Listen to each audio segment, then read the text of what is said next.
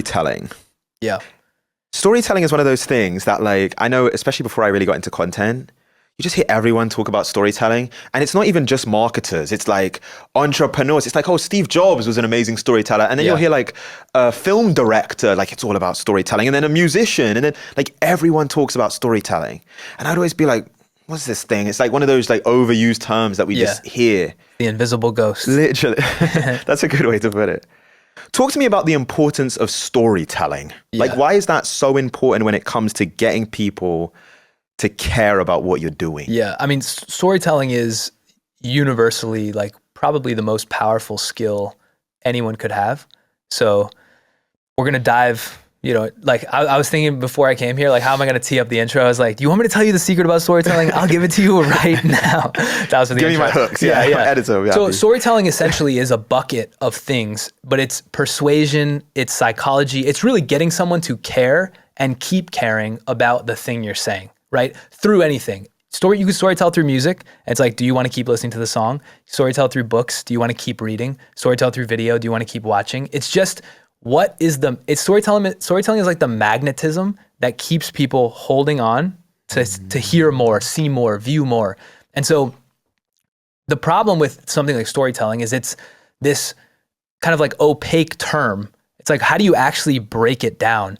And I actually think what I'm best at, my sauce is I'm pretty good at breaking things down into like the atomic unit. Very good. And explaining how to piece them apart. So my philosophy on storytelling, I mean, there's several pieces that I think we should break down, but the nuts and bolts for content specifically is there's literally a few things. The first thing is, depending on the surface, depending on the format, you have to compress the speed to value quicker. So that's like a universal tenet of storytelling.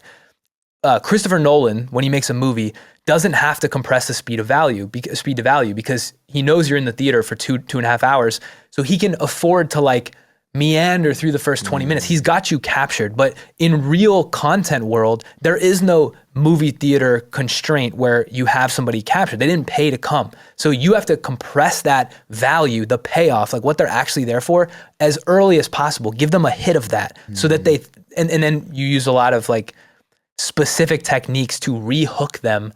You hook them, give them value as soon as possible, re-hook them throughout, trickle in more value. That's kind of that's roughly the structure for how you hold people with content. So one thing is speed to value. The second thing though, and this is really the universal tenet of storytelling, and I've never seen this anywhere. So I'm sure most of these ideas that I have, like I think they're original because I haven't seen anyone say them, but I'm sure somebody has come up with this before. But like, hand to God, I've never heard anyone say this. The key to storytelling is contrast. I'll die on this hill. Contrast is the difference between A and B, right? So a common example is like, is Prince Charming fighting a dragon interesting?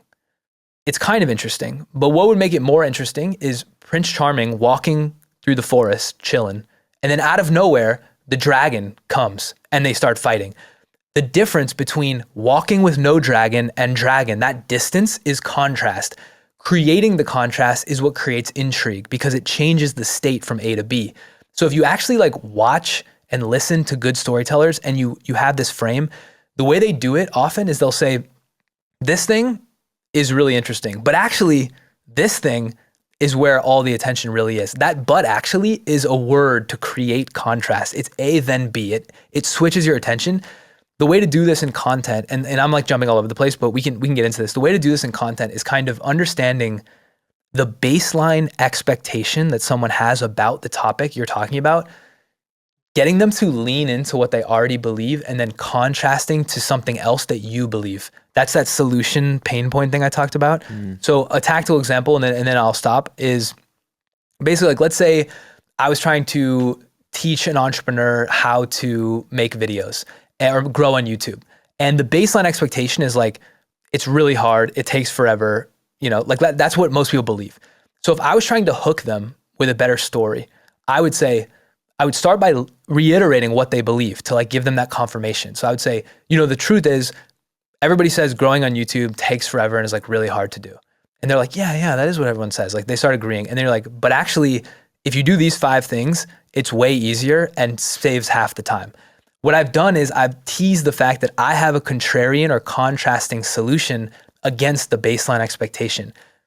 Everybody watching that right now wants to know what those 5 things are. Just me saying that. And that's because I've created distance between what you believe and then what I know to be true. Okay, so if you enjoyed this episode, you're